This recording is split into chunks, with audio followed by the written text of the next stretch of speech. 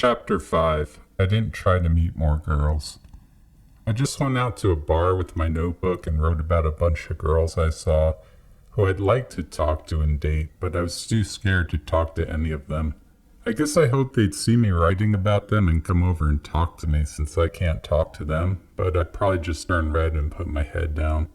Anyway, I just wrote some notes about them and hopefully they find them. This is what I wrote. Blonde girl, you are starting behind the 8 ball because I don't like blonde girls. But you seem sweet and that sweater is cute with the collar coming out of it.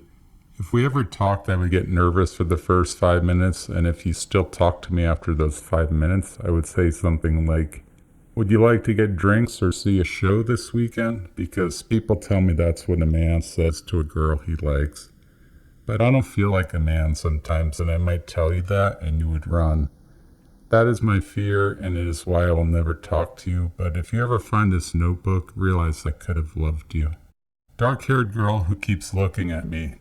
Little do you know what you are getting into. I'm a monster and I have genital warts, but you don't know it, so you're looking at me with lust. You look cute though, and if you ever find this notebook, you'll see I care about you. We should start a family one day. I like romance and kids. Your friend isn't nearly as pretty as you are.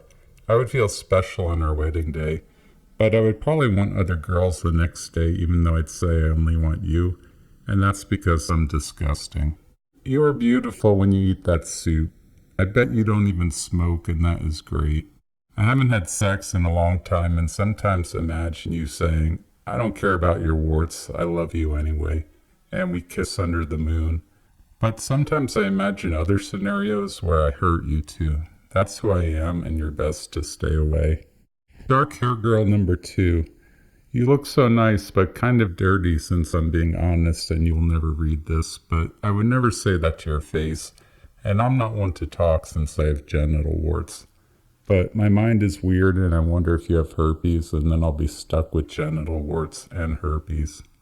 It is weird because you appeal to this other side of me so much that I feel like you're the devil and I'm supposed to reject you. That is easy to do since you would never even talk to me. But if you did talk to me, I don't know what I would do. It would be like Adam with the snake and apple. And I'm so lonely I would probably make a bad decision. Your herpes are okay if we get married, but if we don't get married, I would be stuck with 2 STDs and no wife, and that would stink. You were so pretty though, and I'm just glad I saw you. Dark-haired girl number 3. You have a cute face like Drew Barrymore. I imagine we could go to the park and sit under a tree with a basket of fruit and talk about our dreams and fears. And that is nice and makes me smile. But it's like waking up from a dream where you find buried treasure and realizing you are poor because there's a roach walking on your face.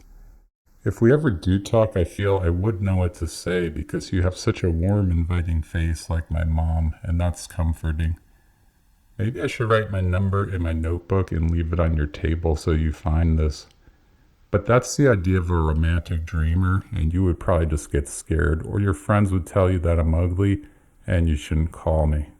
I'd just like to marry you and get a house with a dog like normal people do. Maybe you will talk to me and say the same things.